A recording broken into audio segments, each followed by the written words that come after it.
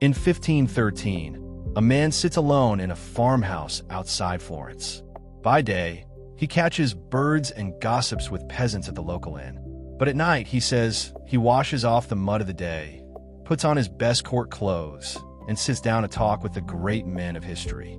That night ritual produced one of the most dangerous books ever written. A book that got its author's name turned into a synonym for evil. Machiavellian. A book that popes banned and kings secretly devoured. Its author had just been tortured on suspicion of treason, stripped of his job, and exiled to that farm. And instead of writing a memoir about his suffering, he wrote a manual, cold, clinical, terrifyingly honest, on how power actually works. Not how it should work, how it does. By the end of this video, you'll understand why Machiavelli thought most advice givers were liars, why he believed a good man cannot survive in a wicked world, and why he'd rather you feared him than loved him. Let's get into the prince. Niccolò Machiavelli spent 14 years as a top diplomat for the Florentine Republic, negotiating with kings, popes, and warlords. Then the Medici family retook power, and Machiavelli was thrown out, accused of conspiracy, and tortured. Suddenly unemployed and desperate to get back into politics, he wrote The Prince as a job application of sorts, dedicated to Lorenzo de' Medici himself. He wanted to hand over everything he'd learned from years of watching rulers rise and fall. What he produced wasn't flattery.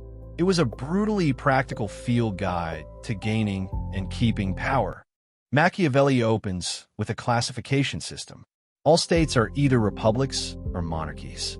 Monarchies are either hereditary, passed down through a bloodline, which are easy to hold because people are simply used to obeying that family, or new, which are far harder. New territories come in two flavors. If it's added onto your existing kingdom and shares your language and customs, it's easy. Just wipe out the old ruling family and leave everything else alone. But if the culture is different, you've got two real options. Move there yourself so you can catch problems early, or plant colonies, cheap outposts of loyal settlers that keep the region tied to you without the expense of a full army. And if the land you've conquered was previously free and self-governing, a republic with a memory of liberty, Machiavelli's advice is chilling.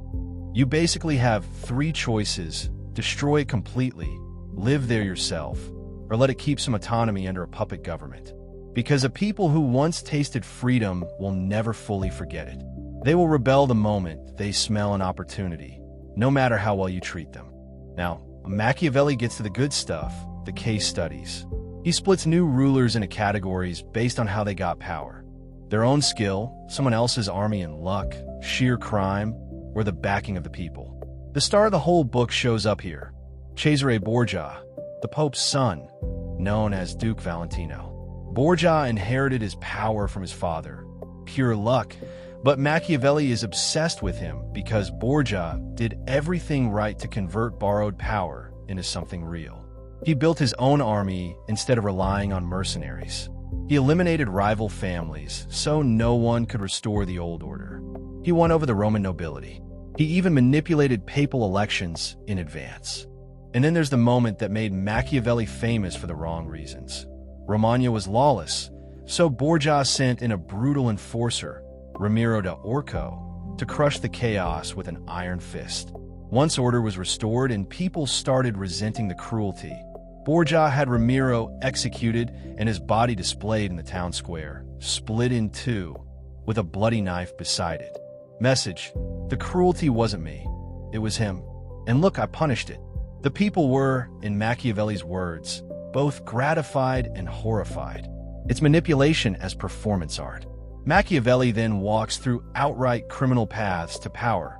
Agathocles, a potter's son who became king by massacring the entire Senate of Syracuse at a dinner party, and Oliverado, who murdered his own uncle and the town's elite the same way. Machiavelli's verdict is surprisingly nuanced. These men achieved power, but not glory. Brutality can win you a throne, but can't win you a legacy. There's a rule buried here that's one of the book's sharpest lines. Cruelty, if it's necessary, should be committed all at once, immediately, and never repeated. Because a slow drip of cruelty poisons a reign forever, while one sharp shock can be forgiven and moved past.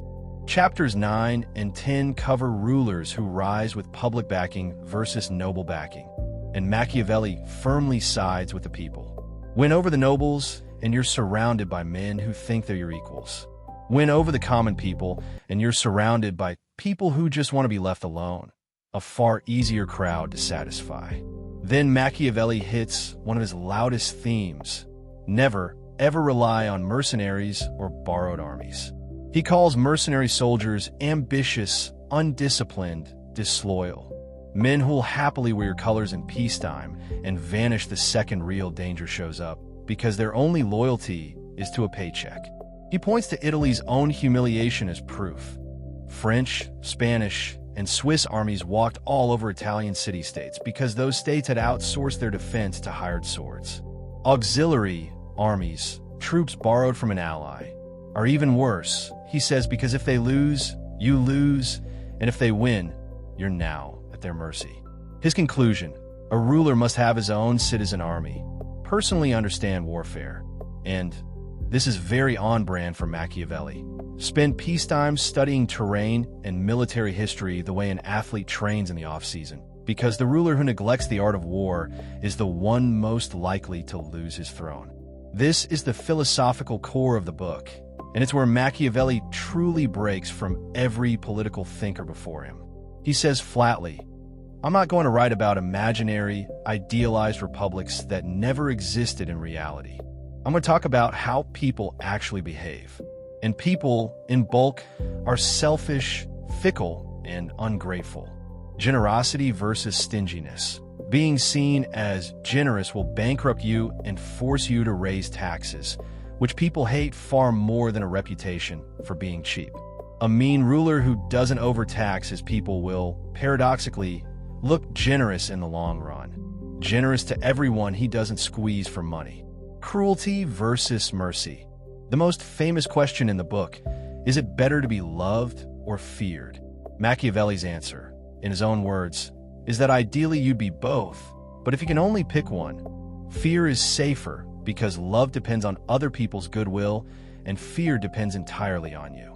People, he says, will pledge you their blood, their property, their children, right up until the moment they actually have to sacrifice something for you, and then that love evaporates.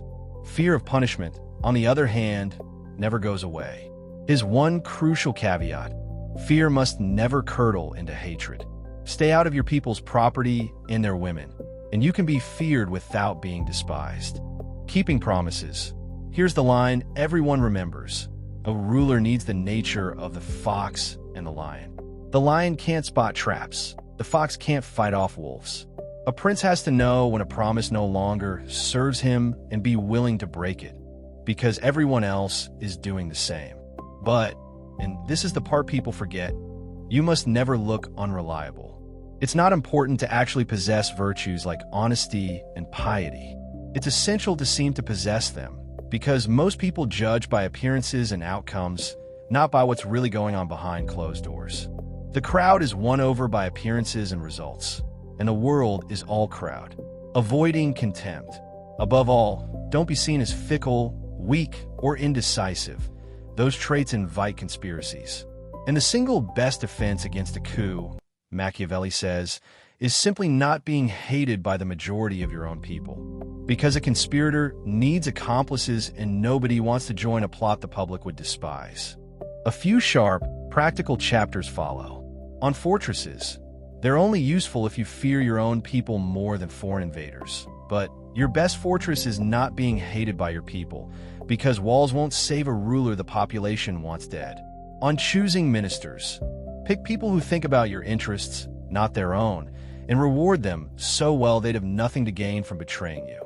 On flatterers. Courts are infested with them, so a wise ruler selects a handful of trusted advisors who are allowed to speak bluntly, and only when asked, then makes the final decision alone and sticks to it, rather than being blown around by every new opinion. Machiavelli turns to the Italian rulers of his own era who lost their thrones, and he has zero sympathy. They didn't prepare for hard times during the good years, then blamed bad luck when disaster struck instead of taking responsibility. This leads into one of the book's most beautiful metaphors. Fortune is like a flooding river. It's unstoppable when it rises.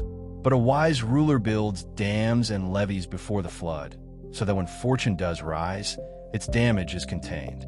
Machiavelli estimates fortune controls about half of what happens to us. The other half is genuinely ours to shape through preparation and adaptability. The rulers who fail are usually the ones who found one successful strategy and then rigidly repeated it forever, unable to adjust when circumstances changed. And in his most notorious line, Machiavelli declares that fortune is like a woman who yields more to those who are impulsive than to the cautious. Better to be bold and audacious than to always play it safe. The book ends on an entirely different note. Not cold analysis, but a passionate, almost desperate appeal. Machiavelli begs the Medici family to become the ones to unite Italy and drive out the foreign armies, French, Spanish, Swiss, that have been tearing the peninsula apart for decades. He says Italy is more enslaved than the Jews, more crushed than the Persians, and is praying for someone to save her. It's a startling shift. After 25 chapters of ruthless realism, the book closes with genuine patriotic longing. So was Machiavelli evil? Or was he just the first person willing to say the quiet part out loud? That politics has never run on virtue. It runs on the ability to read a room, adapt faster than your rivals, and control how you're perceived. 500 years later, we're still arguing about it. That's the real power of this little book Machiavelli wrote in the evenings, alone, on a farm outside Florence, trying to claw his way back into the only world he ever wanted to belong to. If you found this breakdown useful, subscribe for more deep dives into the books that shaped how the world actually works.